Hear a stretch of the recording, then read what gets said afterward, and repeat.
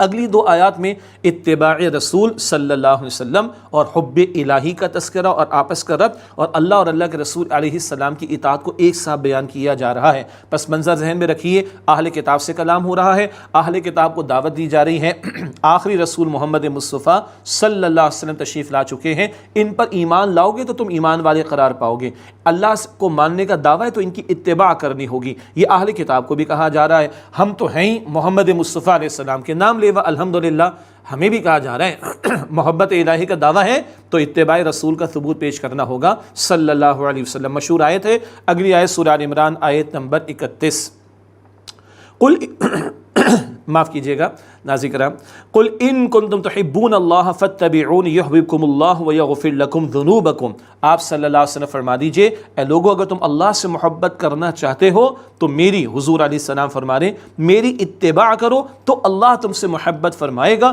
اور تمہارے گناہوں کو بخش دے گا، واللہ غفور رحیم، اور اللہ بہت بخشنے والا نہایت رحم فرمانے والا ہے۔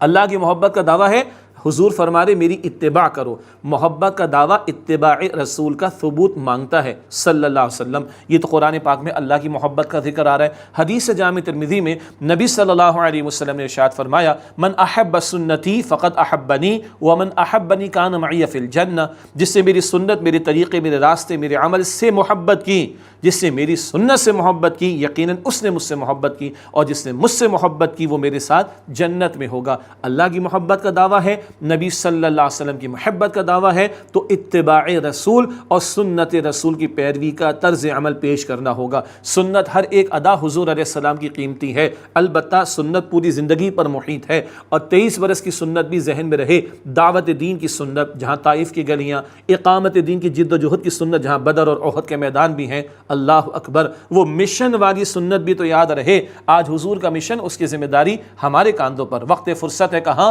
کام ابھی باقی ہے، نور توحید کا اتمام ابھی باقی ہے۔ بہرحال تم اللہ سے محبت کرنا چاہتے ہو، اتباع رسول کا ثبوت پیش کرو صلی اللہ علیہ وسلم، تو اللہ تم سے محبت فرمائے گا، تمہارے گناہوں کو بخش دے گا۔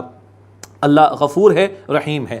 قل، اے نبی علیہ السلام فرمائیے اطیعوا اللہ والرسول، اطاعت کرو اللہ تعالیٰ کی اور رسول علیہ السلام کی، فَإِن تَوَلَّوْا، پھر اگر یہ پھر جائیں، مراد فرار اختیار کریں، اطاعت قبول نہ کریں، فَإِنَّ اللَّهَ لَا يُحِبُّ الْكَافِرِينَ، تو بے شک اللہ تعالیٰ کافروں کو پسند نہیں کرتا۔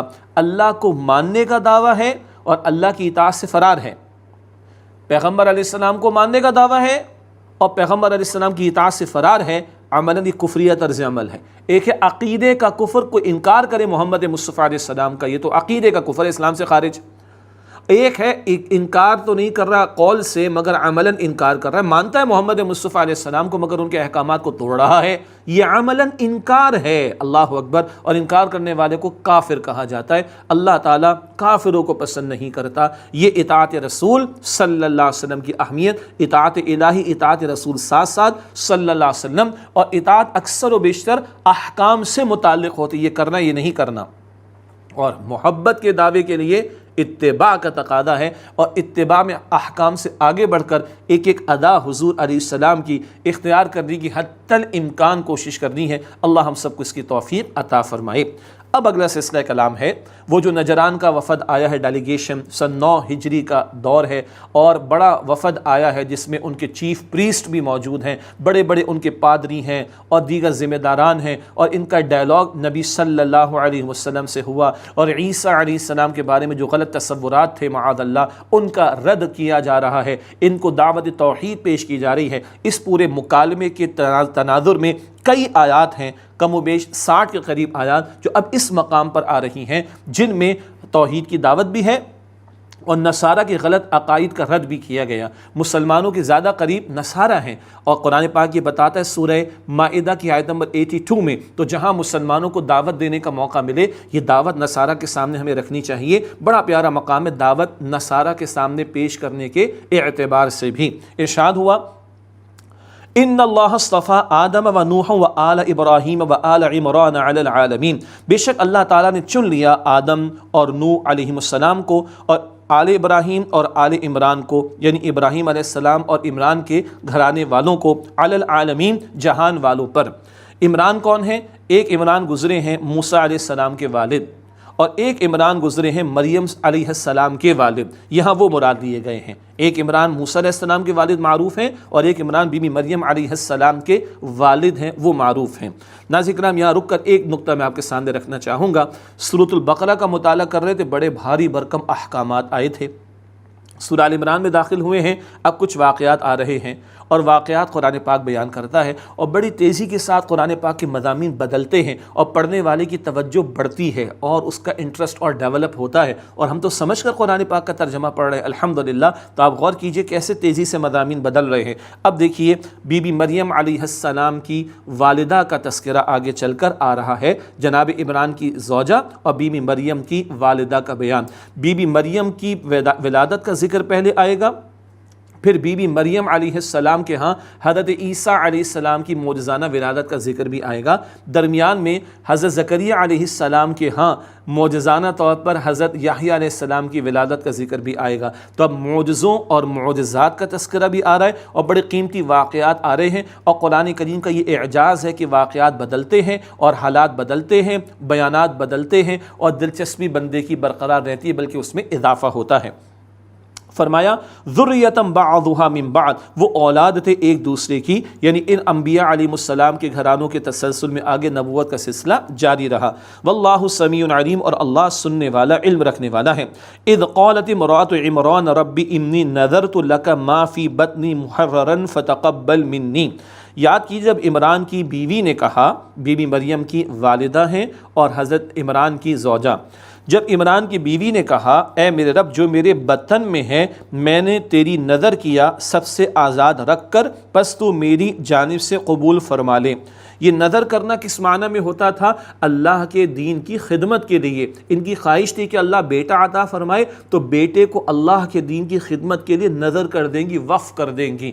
آج ہماری بھی اولاد ہوتی ہے، کہاں وقف کر رکھا ہے ہم نے، اولادیں کدھر ہیں، اور کیریئر بنا رہے، ٹھیک ہے، پروفیشن میں ایکسل کر رہے ہیں، ٹھیک ہے، مگر دین میں کہاں ہیں؟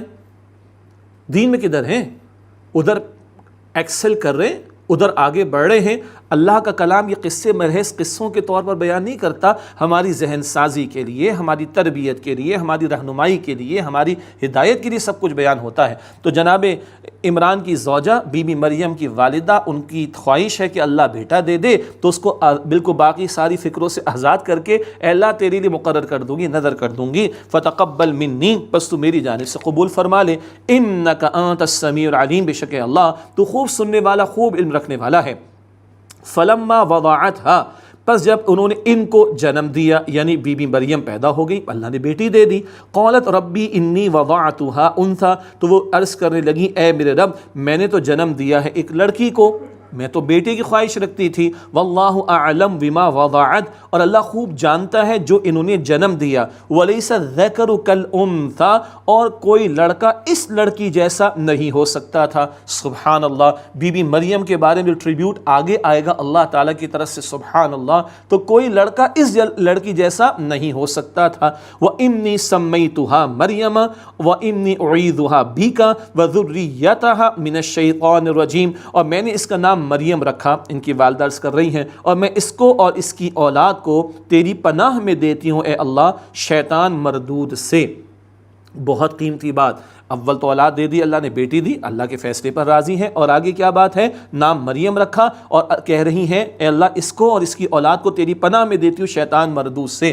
اولاد کی پروٹیکشن، اولاد کی حفاظت کے لیے دعا، اس کی اور اس کی اولاد آئندہ کے لیے بھی، سبحان اللہ، ہمیں اللہ کے نبی نے دعائیں سکھائیں، بیان میں نہیں آتی۔ شادی بیاہ کے موقع پر تو پتہ نہیں کیا کچھ ہم کر جاتے جو بہت کچھ غلط بھی ہوتا ہے، مگر سنت کے نام پر شادی کرتے ہیں، نکاح کرتے ہیں، سنت سے رہنمائی کم لیتے ہیں۔ اللہ کے نبی صلی اللہ علیہ وسلم نے زوجین کے تعلق کے موقع کی دعائیں سکھائی ہیں، اللہم جنبنا الشیطان وجنب الشیطان ما رزقتنا، اللہ ہم دونوں کو شیطان کے حملوں سے بچا، اور جو تو رزق یعنی اولاد، سبحان اللہ، اولاد کو رزق کہا، جو رزق یعنی اولاد تو ہمیں عطا فرمائے اس کو بھی شیطان سے محفوظ فرما۔ اس کے علاوہ بھی دعائیں مسنون کتابوں میں، مسنون دعاؤں کی کتابوں میں دعائیں مل جائیں گی۔ یہ قرآن پاک ہمیں اولاد کی حفاظت کے حوالے سے تربیت دے رہا ہے، اللہ اکبر۔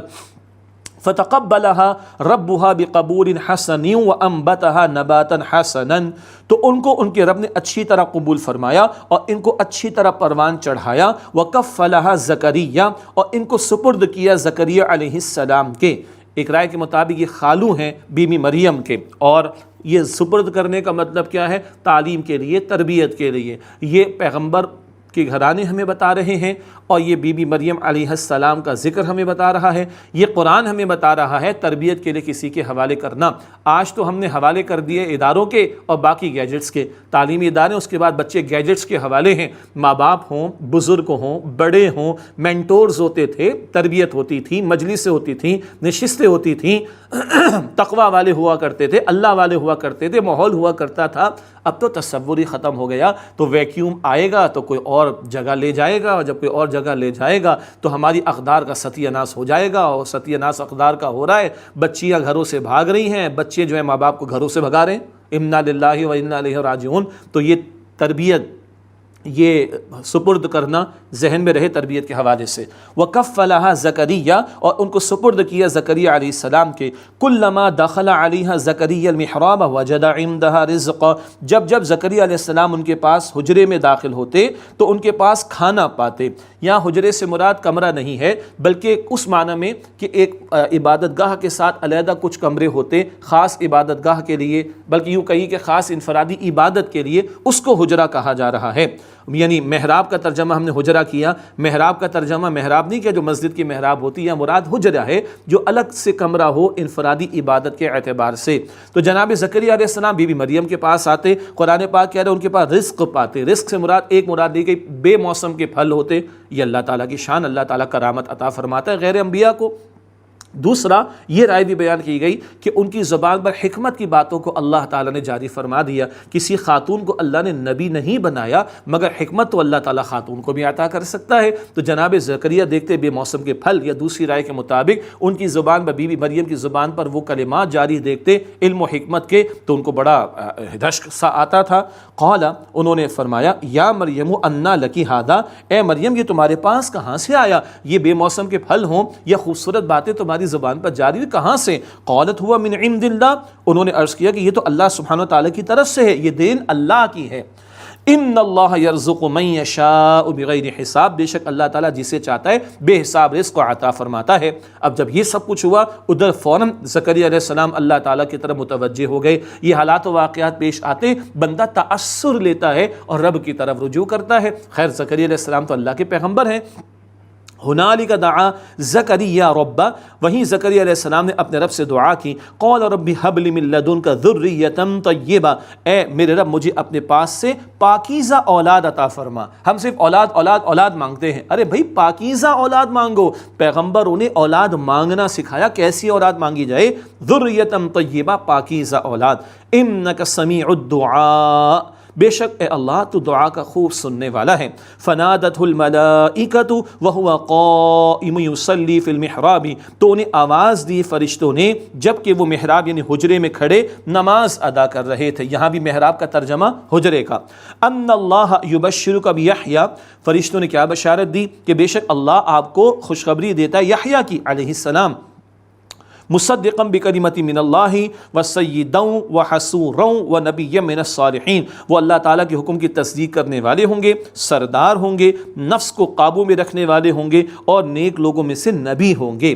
یہ ہیں چار شانیں جو حضرت یحییٰ علیہ السلام کی بیان ہو رہی ہیں. ایک بات کی طرف اشارہ کر دیں، حسورا نفس کو قابو میں رکھنے والے. انبیاء سے بڑھ کر متقی کون ہوگا؟ انبیاء سے بڑھ کر کون نفس کو قابو میں رکھنے والا ہوگا؟ یہ بات کیوں قرآن پاک میں آئی؟ اہم نقطہ، قرآن پاک اللہ تعالیٰ کا آخری کلام ہے. ماضی میں یہود نے معاذ اللہ پیغمبروں پر الزام تراشی کی اور اعتراضات کیے اور یحییٰ علیہ السلام کی طرف غلط باتوں کو، بری باتوں کو منسوب کیا. اللہ تعالیٰ نے حضرت یحییٰ علیہ السلام کی عفت کو، پاک دامنی کو اور ان کے پاکیزہ کردار کو یہاں بیان فرما کر قیامت تک کے لیے مہر لگا دی کہ وہ اللہ کے چنے ہوئے بندے، اور یہود کے اعتراضات کو اللہ تعالیٰ نے غلط ثابت کر دیا.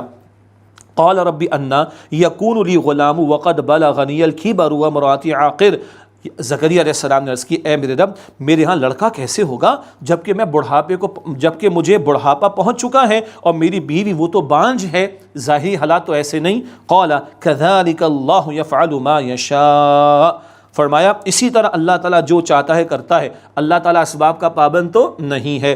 یہاں بھی معجزانہ طور پر ولادت ہو رہی ہے یحییٰ علیہ السلام کی زکریا علیہ السلام کے ہاں۔ یہ پہلے بیان کیوں ہو رہا ہے؟ کیونکہ اس کے بعد یحییٰ علیہ السلام کے بعد عیسیٰ علیہ السلام کی معجزانہ ولادت کا ذکر آئے گا بی بی مریم علیہ السلام کے ہاں، اور اس سب کچھ کو وہ نجران کے وفد کو بھی سمجھایا جا رہا ہے اور ہر دور کے نصارہ کو بھی سمجھایا جا رہا ہے۔ قال رب اجعل لی آیہ، انہوں نے عرض کی زکریا علیہ السلام نے اے میرے رب مقرر فرما دے میرے لیے کوئی نشانی کہ کب ایسا معاملہ ہوگا۔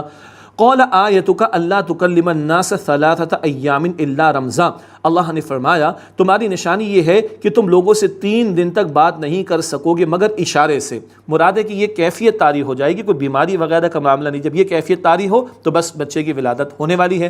وَاذْكُرْ رَبَّكَ كَثِيرًا وَسَبِّحْ بِالْعَشِيِّ وَالْإِبْكَارِ، اور تم اپنے رب کو بہت یاد کرو اور صبح و شام تسبیح کرو، اللہ کا ذکر، اللہ کی تسبیح اس میں مشغول رہو۔ یہ تسبیحات کا اہتمام، اللہ کے ذکر کا اہتمام اللہ نے پیغمبروں کو بھی تعلیم دی، اللہ نے ہمیں بھی اس کی تعلیم عطا فرمائی ہے۔ یہ تو یحییٰ علیہ السلام کی معجزانہ ولادت کہ جب زکریا علیہ السلام بوڑھے اور زکریا علیہ السلام کی زوجہ بانجھ، اللہ نے یحییٰ عطا فرما دیے۔ اس سارے بیان کے بعد اب بی بی مریم علیہ السلام کے ہاں معجزانہ طور پر بغیر والد عیسیٰ علیہ السلام کی ولادت کا تذکرہ، اور اسی ذیل میں بی بی مریم علیہ السلام کی جو عظمت ہے اس کا تذکرہ آ رہا ہے قرآن حکیم میں۔